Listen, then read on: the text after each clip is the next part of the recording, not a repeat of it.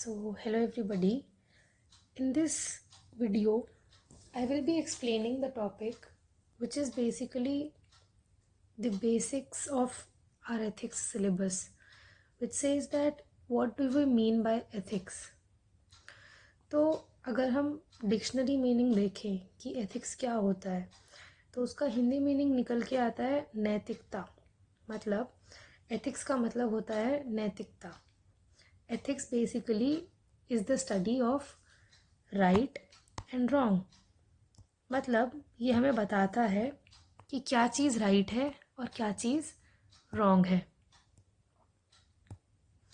तो एथिक्स एक ऐसी फ़िलॉसफी है जो हमें ये जानने में, ये डिसाइड करने में हेल्प करता है कि हम जो चीज़ें कर रहे हैं वो सही है या गलत है।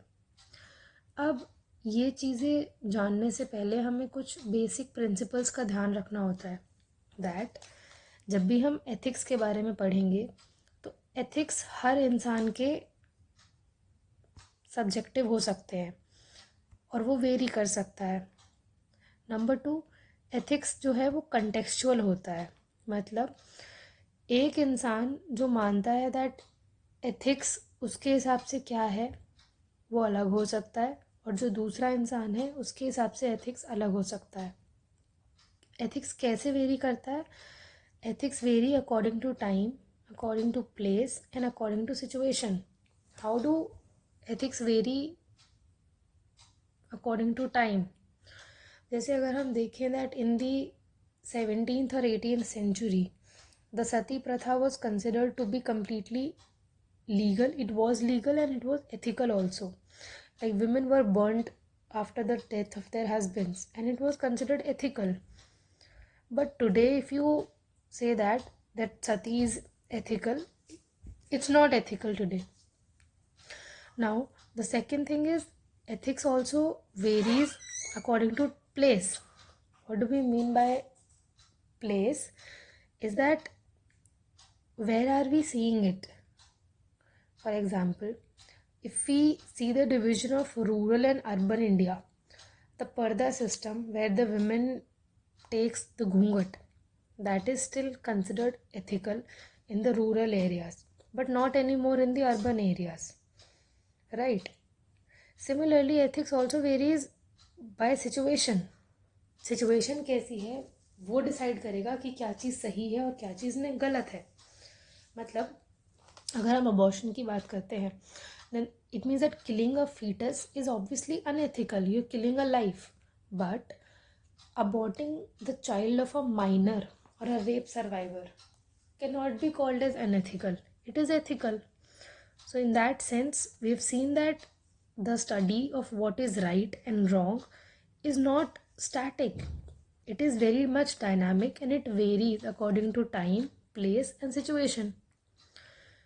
Now moving forward, after we have seen that what are the core principles of ethics, we should be dividing now that what do we mean by ethics at an individual level, what is ethics for an organization, what is ethics for a society, and what does it mean for the global world. Now, first of all, if we see ethics for an individual, ethics for an individual, तो इस topic में हमें ये देखना है basically कि एक individual के लिए नैतिकता का मतलब क्या हो सकता है। तो एक इंडिविजुअल को जब हम देख रहे हैं कि उसके लिए क्या, कब हम उस इंसान को एथिकल बोलेंगे और कब हम उस इंसान को अनएथिकल बोलेंगे, इस चीज़ को डिसाइड करने के हमारे पास बहुत सारे पैरामीटर्स हो सकते हैं। फॉर एग्ज़ाम्पल, अगर हम नॉर्मल भाषा में बोलें तो कोई भी एक ऐसा इंसान जिसके अंदर वैल्यूज़ है, मॉरल्स है ना, उसको हम बोलेंगे कि ये एथिकल है। तो ऐसी कौन कौन सी वैल्यूज़ हैं जिनको हम एथिकलिटी से जोड़ सकते हैं? तो सबसे पहले तो एक इंडिविजुअल एथिकल होगा अगर वो ऑनेस्ट है, राइट, और वो ट्रूथफुल है। अगर वो हमेशा सच बोलता है, बहुत ईमानदार है, तो हम बोल सकते हैं that individual is ethical. Secondly, the individual does not steal. The individual does not murders anybody, वो किसी से चोरी नहीं करता है, किसी को मारता नहीं है, तो वो एथिकल हो जाता है. He is loyal to his close persons, right. Similarly उसका ऑपोजिट हो जाएगा, the individual is not ethical if he lies, if he steals, if he cheats और if he murders. ये आम भाषा में हम बोल सकते हैं कि यहाँ पे एक इंडिविजुअल एथिकल है, यहाँ पे एक इंडिविजुअल एथिकल नहीं है. Now here we should again remember the point that these points are subjective in nature. How am I saying that these points are subjective? Is if you see that lying, here we have written that an individual is ethical if he does not lie. An individual is not ethical if he lies. Now, lying is not unethical always, because you must have, like, you people know that Lord Krishna lied many a times in the Mahabharata war. But because that war was to establish dharma, it was considered ethical. Whatever he was doing was ethical. Similarly, we see that killing of innocent animals cannot be ethical. But there are many tribes. There are many tribes like the Nishi tribe who actually survive by hunting. And then in the eastern India, we have non-veg as the prasad. So we cannot say that that is unethical, because this is what we call as the cultural relativism, right? Because it is the culture of these tribes, because it is the culture of eastern India, that is why these things are done. So it is completely ethical there. Now moving ahead to the organization part, when do we call an organization to be ethical? हम कब बोल सकते हैं कि एक organisation ethical है, या फिर एक ऑर्गेनाइजेशन के लेवल पे एथिक्स क्या होंगे? सिंपली अगर मैं बोलूँ तो एक ऑर्गेनाइजेशन एथिकल होगी जब उसके लिए वैल्यूज़ बड़ी होगी वैल्यूएशन से. एक कंपनी के लिए सबसे इम्पॉर्टेंट चीज़ होती है उसकी वैल्यूएशन. वैल्यूएशन मतलब उसका शेयर प्राइस, कि वो उसका जो शेयर है वो किस प्राइस पे बिक रहा है, वो होती है उसकी वैल्यूएशन. और वैल्यूज़ हमने देख ही लिया है कि वो कंपनी के मॉरल्स क्या हैं, बेसिक चीज़ वो किस चीज़ों पे फंक्शन करती है. तो जब भी कोई कंपनी अपनी वैल्यूज़ को अपने वैल्यूएशन से ऊपर रखेगी, then we can say that that company is ethical. Now जैसे ही हम एथिक्स फॉर ऑर्गेनाइजेशन की बात करते हैं, अगर एथिक्स के सिलेबस को हम देखें तो जो पहली चीज़ हमारे दिमाग में आती है वो आती है कॉर्पोरेट गवर्नेंस. यहाँ पे हम वो सारे पॉइंट्स लिख सकते हैं जो भी हम कॉर्पोरेट गवर्नेंस वाले टॉपिक में पढ़ेंगे. मतलब एक ऑर्गेनाइजेशन एथिकल है जब वो ट्रांसपेरेंट है. किसके साथ ट्रांसपेरेंट है? अपने कंज्यूमर्स के साथ ट्रांसपेरेंट है, अपने स्टेक होल्डर्स के साथ ट्रांसपेरेंट है, अपने बोर्ड मेंबर्स के साथ ट्रांसपेरेंट है, अपने कॉम्पिटिटर्स के साथ भी ट्रांसपेरेंट है. Second point, the organization is compliant with the laws of the land. मतलब वो कंपनी जिस भी जगह पे फंक्शन कर रही है वहाँ पे जो जो लॉज हैं वो उन सबको अगर फॉलो कर रही है, then we can say that the company is ethical. Another thing, the company is responsible to the consumers. For example culturally responsible है, सेफ्टी वाइज भी रिस्पॉन्सिबल है. अगर हम देखें कि जो कंपनीज थी जैसे डोलो है हो गया, मेडन फार्मा हो गई, ये सब रिस्पॉन्सिबल नहीं थी क्योंकि इन्होंने सेफ्टी की रिस्पॉन्सिबिलिटी नहीं ली. मेडन फार्मा ने जो कफ सिरप बनाया उसको पी के कितने लोग बीमार हो गए. सिमिलरली डोलो का जो स्कैंडल आया था उससे हमें यही पता चलता है that these companies were not ethical because they did not give us quality products. ना एप्पल के प्रोडक्ट्स आर ग्लोबली रिस्पेक्टेड हैं. क्यों? क्योंकि वो हमें क्वालिटी देता है, that's why. Similarly Tata group जो है वो आज एथिकलिटी का प्राइम एग्जाम्पल है. Why? Because firstly it is transparent, it always complies with the laws, it is responsible to the consumers. अभी जो एयर इंडिया का क्रैश हुआ उसमें टाटा ग्रुप ने कॉम्पनसेशन अनाउंस किया. Why? Because it took the responsibility, being the parent company of Air India, it took the responsibility, it took accountability of the accident, and that's why it announced the compensation, right? Now moving ahead, if we see what do we mean by ethics for a society. Now when I say society is basically a group of people. Society is a group of people. अब in people को अगर हम differentiate करें कुछ groups में, तो society के अंदर डिफरेंट कास्ट ग्रुप्स हैं, डिफरेंट क्लास ग्रुप्स हैं और डिफरेंट रीजन्स हैं. कास्ट मतलब हमारे पास 4 ग्रुप्स ऑफ कास्ट है, हमारे पास रिच लोग भी हैं, हमारे पास पुअर भी हैं, और रीजन हमारे पास रूरल है और अर्बन भी है, राइट. तो अब एक सोसाइटी एथिकल कब होगी, हम कब बोलेंगे कि एक सोसाइटी एथिकल है? सबसे पहली चीज़, if everybody has equal opportunities to develop oneself irrespective of his or her group. What do we mean by that?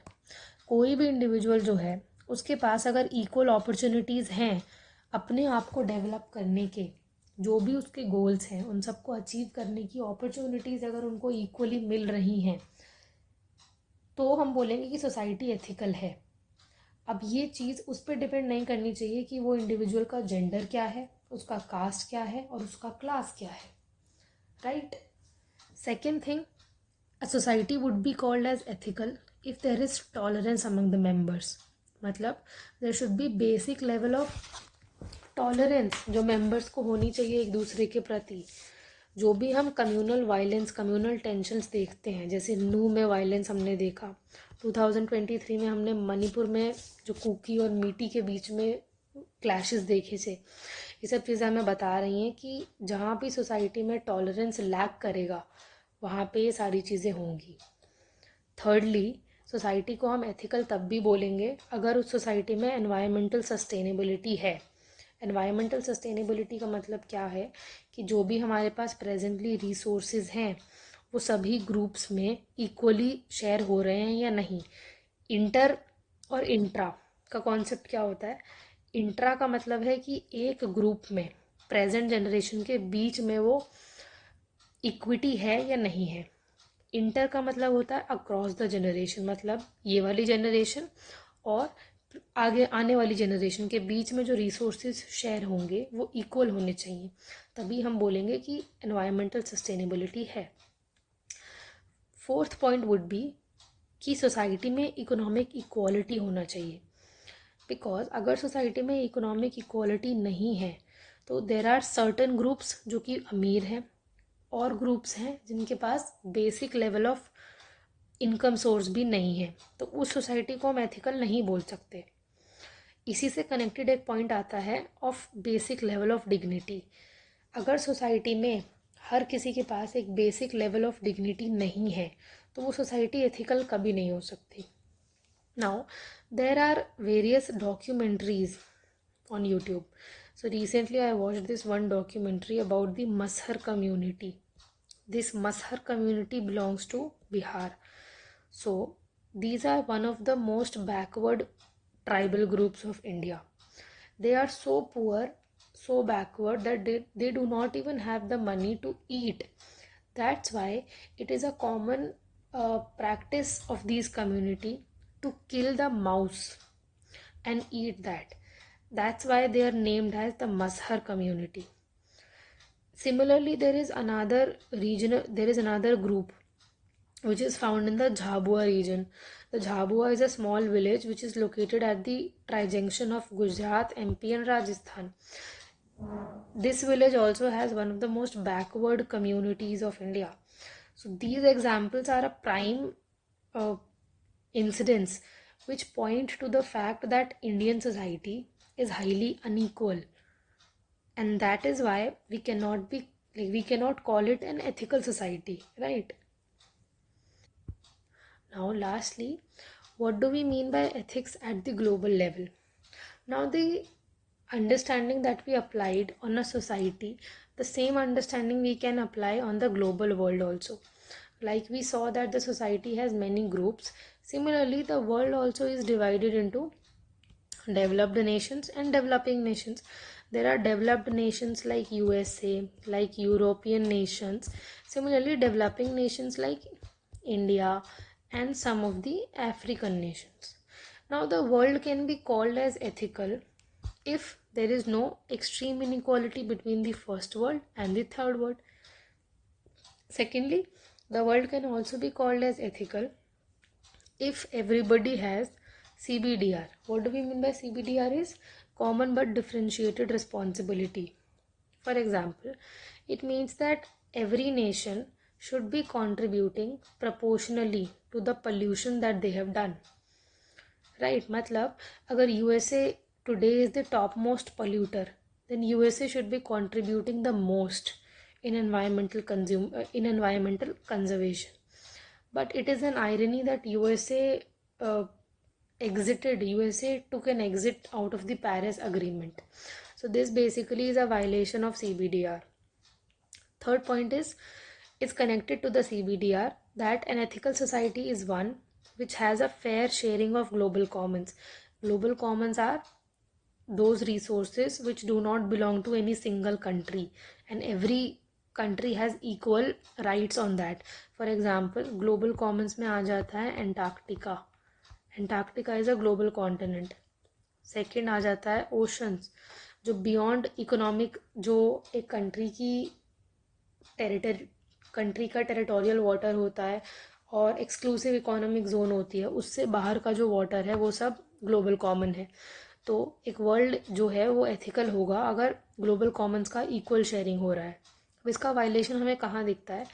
Africa usually एक ब्लैक कॉन्टिनेंट के नाम से जाना जाता है, but irony of the situation ये है कि अफ्रीका एक ऐसा कॉन्टिनेंट है जो कि फुल ऑफ मिनरल्स है.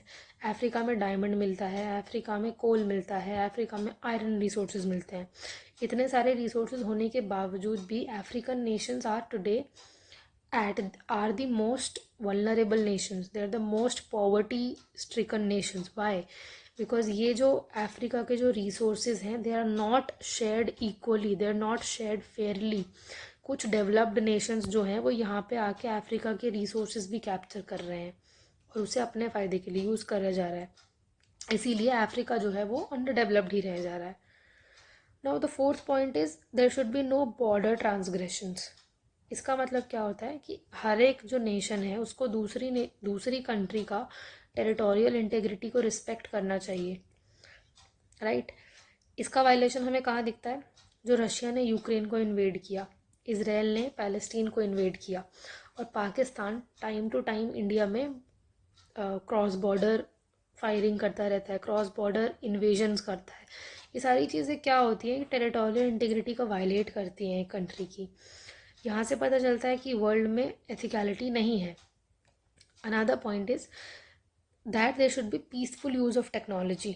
मतलब हर कंट्री के पास जो जो भी टेक्नोलॉजी है उनका पीसफुल यूज़ होना चाहिए rather than using them for violent means. इसी के लिए हमारे पास जो अग्रीमेंट है MTCR, वो ये इंश्योर करता है कि जो मिसाइल्स हैं, जो रॉकेट टेक्नोलॉजी है, वो वॉर को इनिशिएट करने के लिए ना यूज़ हो. राइट? तो ये था हमारा कि एथिक्स क्या होता है.